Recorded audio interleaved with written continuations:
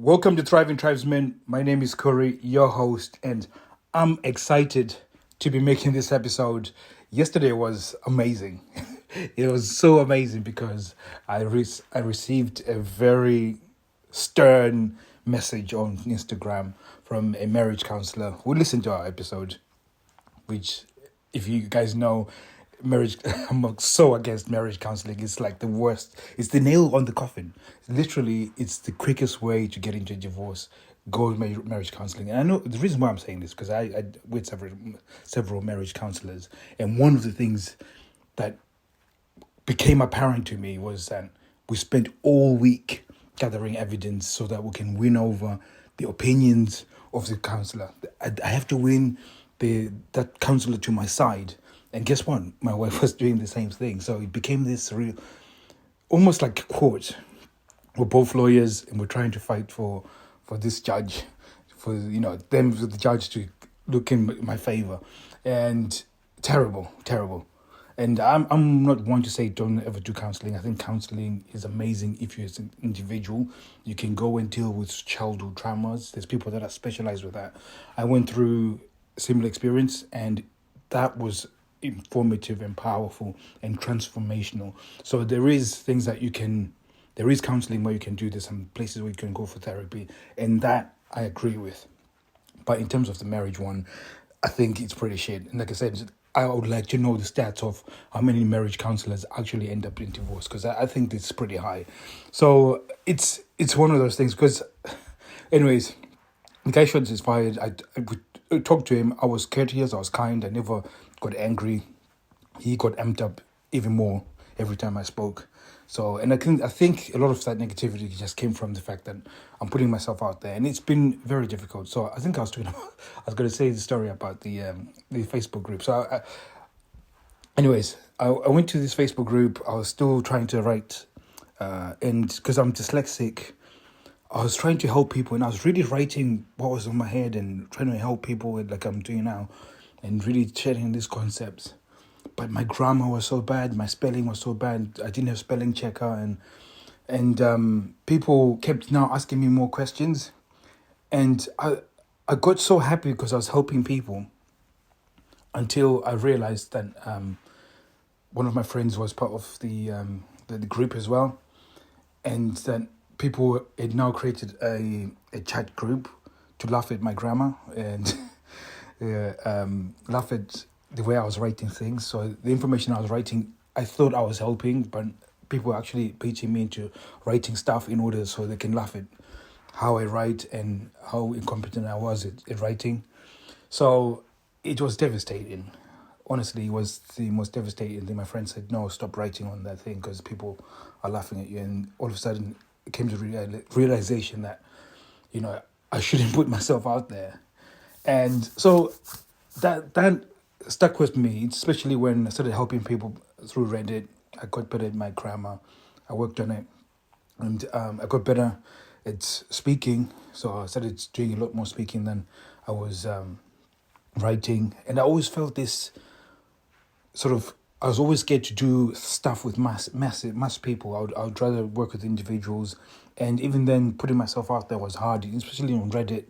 I would go to Reddit and then into the dead bedroom forums, really start trying to help people, private messaging, and started helping quite a lot of people. But people kept saying, with everything that you're saying, you should go out there and, do a podcast or do something. This is really helpful information.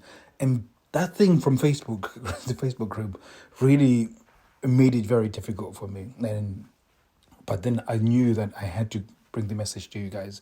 And I also realized that I had to deal with certain things that the more focused I became and the more controlled I became. And really, when I say focused and controlled, I mean that I started doing certain things within my day in order to make my mindset very, very, very strong. And this was very important for me because the more I started doing this, the better it got for my relationship. So my personal mission was to help people and overcome sexless relationships. The more I started focusing on it and really focusing on my business, it started translating into the fact that I was becoming more attractive to my partner. And what made it attractive is that I started showing some resilience.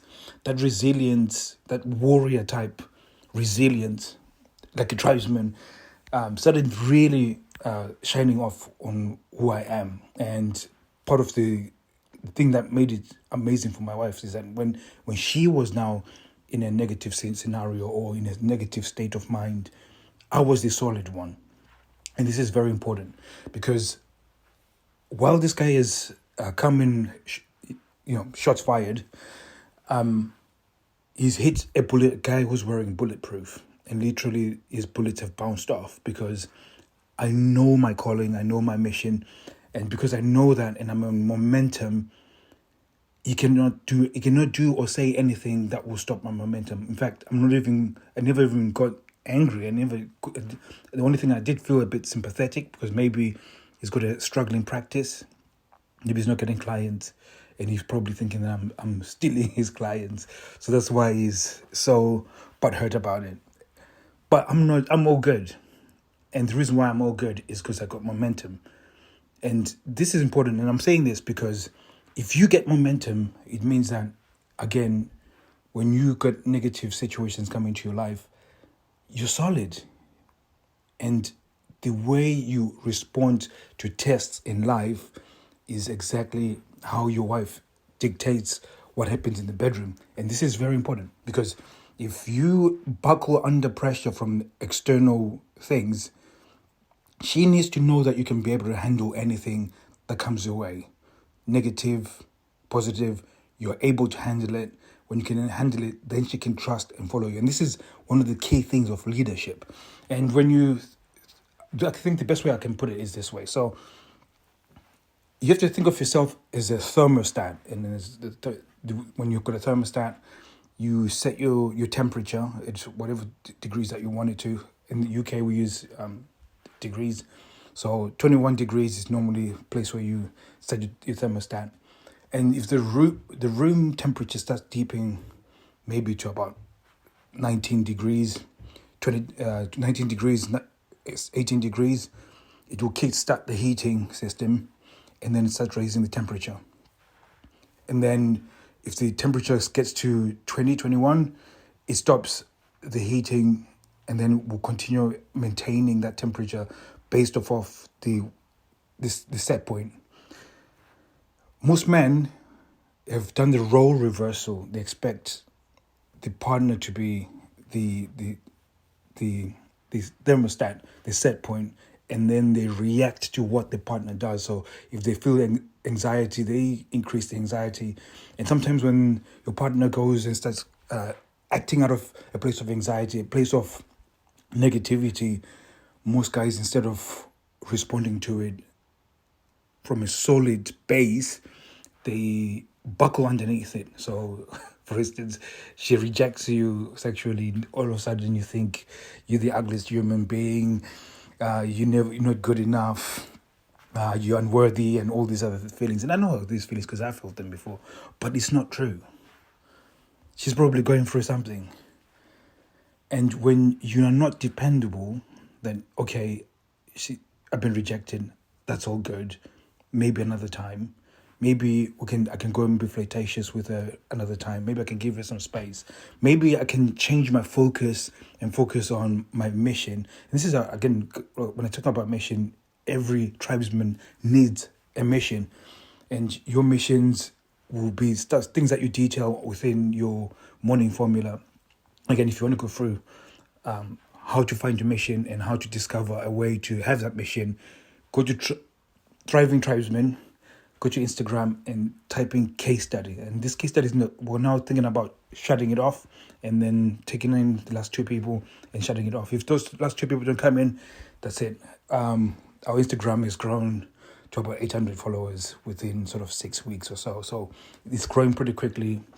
We're getting to second quarter, which is in end of March, and then we'll start doing a lot of more paid stuff. So if you miss out, you miss out. Anyways, it's important for you to really be having a mission, because that mission, when you're now on that mission, this is what gets you stronger, gets you focused, and really you become a tree. like the tree. I've got the name of this tree, but once you planted the seed grows until it finds a water source, and then once it finds a water source, it starts growing and ends up becoming the largest tree.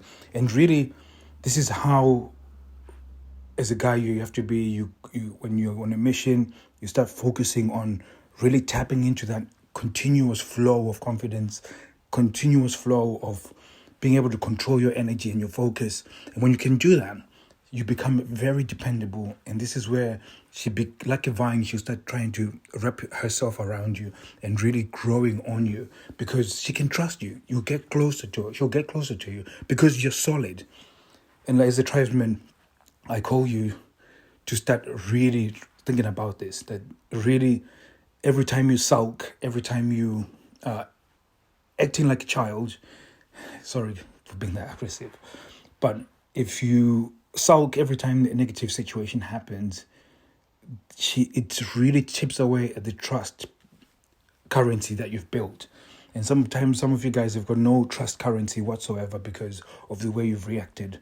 She needs to know that you are solid. You are a man that is solid, and you've grown your roots to a full-time water source. So when drought comes, it's where you still have fruit. When, like right now, we're going through a recession, you have to be resilient.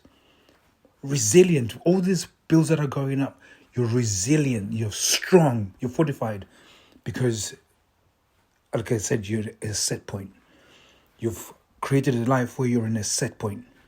So again, I'm going to knock it on the head here. And like I said, you got an opportunity to join us. Like I said, I'm never going to ever pressure anyone into a sale. So if you choose to come, if you don't choose to come, you can enjoy the podcast episodes. And like I said yesterday, this isn't a place for you to just listen and feel a momentum. If you really want genuine momentum, you really need to start investing. Now, what I mean investing is not money. I mean you need to start investing time to actually make change. Start growing your roots down to a water source so you can start growing and becoming this solid tribesman that is good fruit no matter what season comes, whether there's drought or whether it's raining. You're solid. You got that set point. So thank you very much for listening. I'll be speaking to you soon. Take care.